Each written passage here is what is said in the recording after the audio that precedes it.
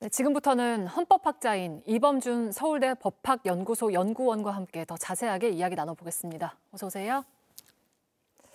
네, 앞서 보셨지만 한덕수 총리에 대한 탄핵심판 선고는 내일 나올 텐데 윤 대통령에 대한 선고 날짜는 아직 잡히지가 않고 있어요. 그러니까 사법 전문 기자로 헌법재판소를 오래 이제 취재를 해 오셨는데 당초에 헌재는 대통령 탄핵 사건을 최우선으로 처리하겠다라고 했거든요. 근데 아직까지도 안 나오고 있네요.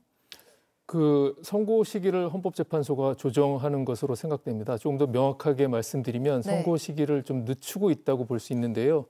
애초 이번 달 14일 금요일이 유력했는데 그 날짜가 이제 노무현 대통령의 경우에는 변론 종결로 11일, 박근혜 대통령 14일, 윤 대통령 그날 선고했으면 17일째였거든요. 근데 거기서 뭐 한 주 더 미뤄졌을 때만 해도 뭐 소수 의견을 좀 정리를 하는 게 아니냐, 아니면은 이번에 문제가 많이 제기된 절차 문제를 해결하는 게 아니냐, 뭐 이런 의견이 있었는데 다시 한 주가 늦춰지면서 이거는 의견 작성을 명분으로 해서 지연을 하려는 재판관들이 있는 게 아닌가, 뭐 이런 추측이 나오고 있습니다. 네, 그러니까 뭐 지금 상황에서는 물론 다 추측에 불과하긴 한데 그러는 이유를 뭐라고 보실까요? 그 선례나 아니면은 그 재판 절차, 평의 절차를 보면은 선고를 미룰 수 있는 방법은 두 가지가 있습니다. 한 가지는요. 그 파면 의견이 예를 들어서 6명을 채웠다. 6명 내지 7명이다 하면은 소수 의견을 내는 사람들이 그 소수 의견을 주장하면서 이 의견을 써야 되겠다 하면서 시간을 끌 수가 있고요. 심지어 8명 전원 일치가 됐을 경우에도 뭐 별개 의견을 쓰겠다는 이유로 해서 늦출 수가 있습니다. 별개 의견이 없다 하더라도 주심이 본인이 결정문을 써야 되기 때문에 시간을 역시 늦출 수 있는 방법이 있습니다. 반대로 지금 모아진 의견이 이제 기각이다. 그래서 재판관 그 파면에 찬성하는 재판관이 5명밖에 안 된다고 할 경우에는 선고 시기는 다수결로 정하거든요. 최종적으로. 그 5명이 이대로 기각 의견이 나가는 것을 반대해서 선고 시점을 계속 늦출 수도 있죠. 이론상은. 그 재판관 6명이 안 채워질 가능성, 그러니까 기각이 될 가능성도 있다고 보시나요? 뭐 이건 저 개인적인 의견이라기보다 대부분의 학자들이 지금 이 사건의 내용이나 변론 과정을 보면 6명을 채워서 파면이 되는 것은 거의 확실하다고 보고 있습니다. 네. 그럼 언제쯤 선고가 나올까요?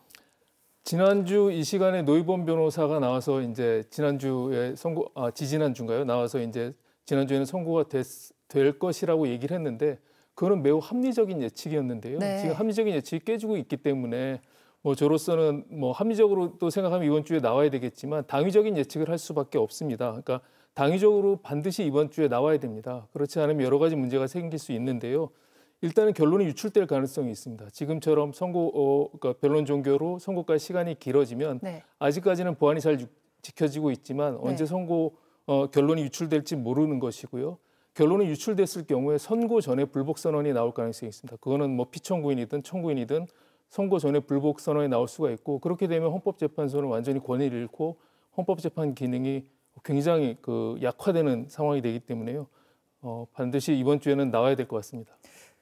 지금까지는 보안이 매우 철통같이 지켜져 왔는데 그럼 그 사이에 뭔가 변수가 있을 거라고 생각하시는 걸까요? 이 보안이라는 게 결국 뭐 시간과는 반비례 관계이기 때문에 이렇게 지금 최근에 나오는 보도들 중에서 일부는 재판소 내의 실제 얘기와 뭐 비슷하다 이런 얘기들이 흘러나오고 있거든요. 이게 좀 더 지나면 보안이 계속해서 유지될 수 있다고 보기가 어려울 것 같습니다. 네, 방금 뭐 언급하시기도 했지만 지난주에 저희랑 인터뷰하신 노희범 전 헌법재판소 헌법연구관 같은 경우에는 재판관들이 그런 정치적인 고려를 해서 선고 날짜를 뭐 늦추거나 하진 않을 것이다, 독립적으로 판단을 할 것이다라고 이야기를 하셨거든요.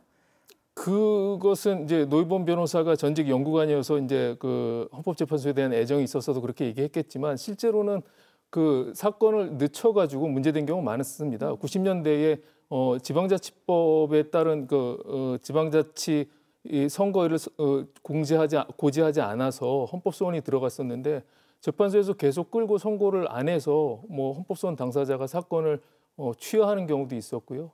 정치적인 이유로 뭐 결론을 예를 들면 여러분들도 다 기억하시면 관습헌법 같은 경우는 이론을 완전 뛰어넘은 결론이거든요. 그러니까 정치적으로 어떤 결론을 내지 않을 것이라고 단정하기는 어렵습니다. 뭐 지금은 4월로까지 늦어질 수 있다 이런 이야기도 나오고 있는데 그럴 가능성은 어떻게 보시나요? 4월로 가면은 이제 4월 중순에 이제 재판관 두 사람이 퇴임을 하는데요. 그 뭐 가정이긴 하지만 지금 이번 주에 선고를 못하고 4월로 넘어가면은 조금만 더 있으면은 거의 이제 재판관이 박 2명이 이제 퇴임하는 상황이 되고 그럼 6명이서는 재판하기가 어렵거든요. 네. 그 상황까지는 가기 어려울 거라고 생각합니다. 알겠습니다. 그 끝으로 내일 이제 나올 텐데 한 총리의 탄핵 심판 선고 결과는 좀 어떻게 나올까요?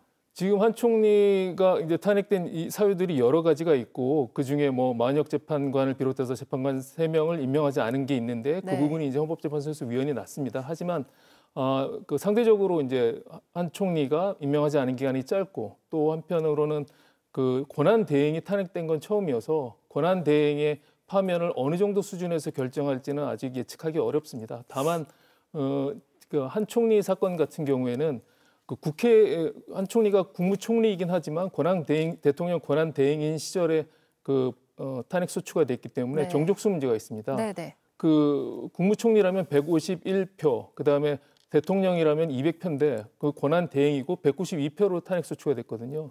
만약에 이 문제에 대해서 헌법재판소가 그 절차 위반이라고 본다면 각하의 가능성도 없지는 않습니다. 알겠습니다. 내일 지켜봐야 할 것 같습니다. 오늘 말씀 여기까지 듣겠습니다. 이범준 연구원과 함께했습니다. 고맙습니다.